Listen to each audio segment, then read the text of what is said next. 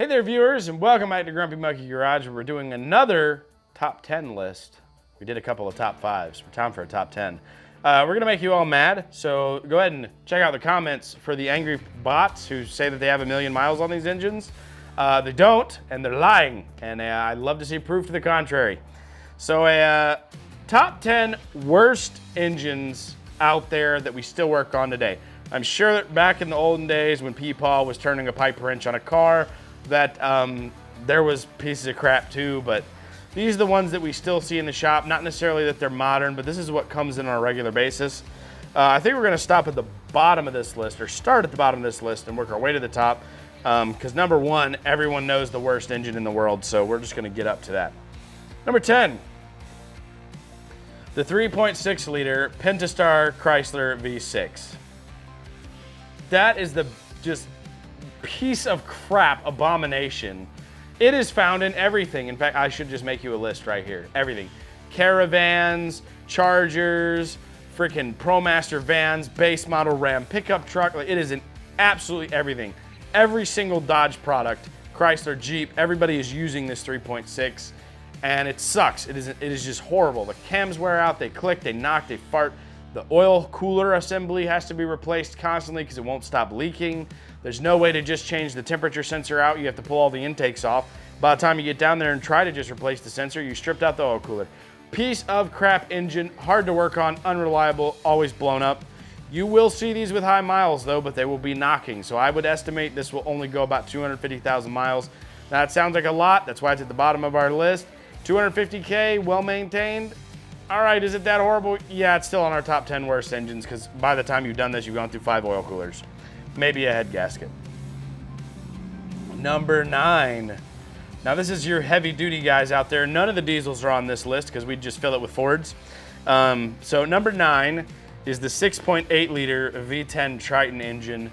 Now, what's interesting about this is I really feel like the application has destroyed this engine, but they came in F250s and above, but I've never seen one of these V10s last very long except in the F250s. In Winnebagos, big campers, you know, moving these big vehicles around, these 10 cylinders did not last. We have a customer who has a bunch of rollback wreckers with these 10 cylinders in them. 30, 40,000 miles, we're losing compression pretty quickly. Also dump trucks, same thing. Base models come with these 10 cylinders and they're being wore out really quick. I have to wonder if the PTO has something to do with that. Constantly being at high RPM is not good for these, but in the applications we usually see these V10s and they're not holding up. So if you're interested in buying one of those, Dodge had a really good V10 back in the day, and Chevy had a really good big V8 that you could put in those options. Both of those did better than this 6.8 liter V10 Triton. And the F250s, did they go a little longer? Yes, but they had all the same problems as the regular Triton, so it's still not a good engine. I still wouldn't recommend it. Average lifespan, maybe 70 to 100,000 miles on this in a proper sized application, so in the big stuff. Number 8, no one can argue this. No one will argue this. There's a fanboy club for it, but they know they love a pile of shit. 2.5 Subaru Boxer engine. I have stopped taking them. I hate them so much. Head gasket, timing problem, leaking oil, won't stop leaking oil, stretch to fit belt. Stretch to fit belt. I do not want to take 6 screwdrivers and force a freaking belt. What was wrong with the tensioner? What was the problem? What was the issue? Piece of crap. Do not buy that engine. Subarus suck. All of them do, really, in my opinion. I hate them. They're not reliable. Everyone who has, oh, I've got 130,000 miles. That's not high mileage. Show me 300,000 miles with no trouble. We'll wait. My inbox is open. Sure, check us out. Number 7 on the garbage pile list. This one, Toyota's going to have to eat this. They made a mistake, but they acknowledged and they fixed their mistake. The 3.0 Mitsubishi V6. Second generation 4Runners. You can see a picture here. I was pointing over there because we have one in the yard. Second generation 4Runners. The 3.0 engine was a head gasket killer. Absolutely horrible. Burned through them all the time. They did have a timing belt. This 3.0 is not very good. Constant head gasket, constant cooling, EGR, timing trouble. It's an OBD1 engine, so it wasn't really easy to diagnose. But when you had a huge plume of smoke out the back and you were low on coolant, head gasket, 3.0 engine, not a good decision. The Mitsubishi Montero had it and the 4Runner had it. and some of the early Toyota pickups. Very problematic. There's better engines out there, so that is Toyota and Mitsubishi's contribution to the list so far. Number 6, the 4.0 Ford single overhead cam engine. Now, in the 90s, there was a 4.0 pushrod engine in the Explorers and Rangers. That was a pretty good motor. Don't have any complaints about that motor except poor gas mileage for its size, but the single overhead cam that came out in the late 90s all the way through like the 2011 Rangers, big piece of crap. Piece of crap. The Explorers had it, the Rangers had it. Timing chain issues. There was a timing chain in the back of the engine as well as 2 in the front. They would rattle, they would fart, they'd knock, they would just, and then there was no way to change it. You had to pull the engine to change it. It was like 40 hours of labor. Not worth it. Throw them in the crash. Junk. Don't need it. Number 5. Hyundai and Kia, you've made an appearance in the top 5 list for once. The 1.6 liter Hyundai Kia engine. Burning oil, randomly seizing while driving down the road. Endless trouble out of them. On top of the, they've got a bunch of recalls on them for doing exactly that. They're putting new ones in, and the new ones are doing it too. So they don't have a fix for the 1.6. It's just a bad engine. There's plenty of good Kia engines like the 1.8. Much better. Buy that. Don't get the 1.6. Number 4, Chrysler 2.7 V6. Here is a Google search of everyone complaining about the 2.7 liter V6. It is an endless piece of crap. The water pump is timing chain driven, so when it leaks, it mixes oil and water and destroys the motor. And you won't know as the driver unless you check your oil every single day, because it'll randomly happen one day. Stupid. Lifespan on this engine, only about 60,000 miles. They're not good. Don't buy them. Everyone will tell you about these. They put it in a lot of stuff. Sebring, Chargers, 2.7, just not Avenger, junk, junk, junk, junk. Stay away. Number 3, 5.6 liter Nissan V8.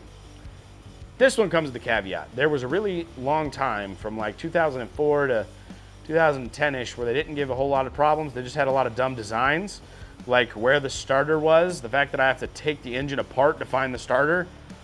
Why the hell did you do that? Or when you want to replace valve cover gaskets, you can't get them. You have to buy the whole valve cover.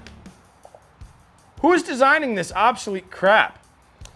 But later generations of the 5.6, I was reading in the 1500 vans, like the NV 1500 van, and the Titan with the 5.6, they're having like knocking, timing chain problems, lots of oil pressure related issues. And they're all happening at pretty low miles. Now, I know a lot of those guys are using them industrially, so I wonder if there's a lack of maintenance going into them. But because they have a lot of dumb designs and they're getting a lot of complaints, which even if they're just complaints from abuse, they're not being taken care of, this isn't a good engine I'd advise you to buy. 5.6 Nissan V8 out, lifespan 150,000 miles. That's a pretty good average for that one. Number 2, worst engine of all time. 4.7 Dodge V8. Now, I did a whole video on that. You can watch the video right here, talking about all the in-depth problems with it because it really needs its own video. It is a very long list of bullcrap that was wrong with it. But my personal favorite is when you go to the comments, there's all these people saying, well, I have 500,000 miles on mine. You must be wrong. And then I message him and say, dude, send me your odometer, send me your VIN number, man. I want to make sure that you really have, because you have got to be in the Guinness Book of World Records. Silence. Because there's no way they have it. They won't send a picture. They're full of crap. They don't have it. The 4.7 is a pile of poopy. Do not buy it. It's horrible. Who wants to put in a guess for the world's worst engine in our number 1 spot? Big champion, the biggest turd of all time. Worst engine ever built, in my opinion. Ever. All these turds cannot hold a candle to the Ford 5.4 Triton. This engine comes complete with hundreds and hundreds of service data and service bulletins. Just endless recalls and problems with spark plugs that are a foot long that break off in the head that you have to drill out because they designed it for idiots. Then the cam phasers will fail and they're very prone to sludge. You missed it by a mile on your oil change interval, boom, your engine's destroyed.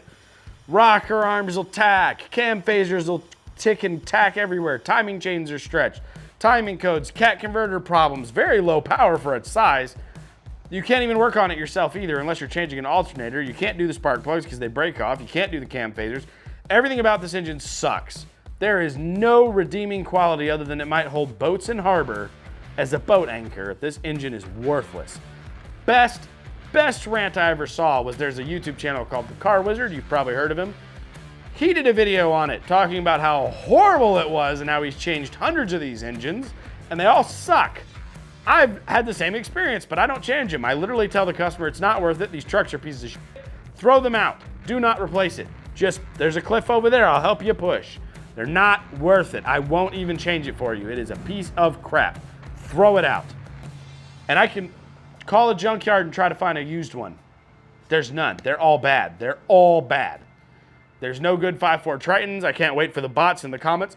Mine has 700,000 miles. When'd you buy it? At 699,000 miles. Well, then shut up, because you're on your 8th engine. You are. You're on your 8th engine. You don't have high mileage. You're full of crap. They don't last. Or if you do, you've changed the engine multiple times or had it rebuilt or done a mini rebuild where you changed the whole freaking timing set and cam phasers and rocker arms and everything else. Horrible engine. Do not buy it. Our bonus, which isn't necessarily the worst, but it's worst in my opinion. Any heavily modified engine. For example, a K24 Honda engine is a perfectly acceptable engine on its own.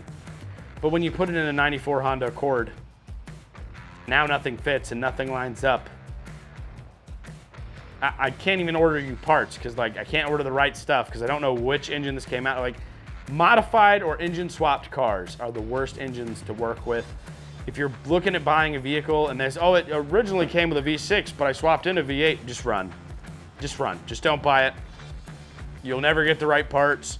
And when you do get the right parts, you have to like find what year this engine came out of, and then it's a nightmare. Do not deal with, I swapped the engine cars for sale unless it is I swapped a 4.3 for another 4.3, or I swapped the freaking, you know, any of these garbage piles for the same one, but don't buy anything on this list. Swapped engines, don't buy them. Worst ones. Hope you enjoyed our top 10 worst engines list. There's a lot of things and brands that are absent on here. Honda doesn't really have anything that's on the worst engines list. They did pretty good with their engines for a very long time. They're just a pain in the ass to work on, and the rest of the car didn't last. Usually the engines are pretty good. So Honda's absent, but everybody else is pretty much represented here. Every brand has made a piece of poop at one point or another for various reasons. You guys have a very good day. We'll see you next time on Grumpy Monkey Garage.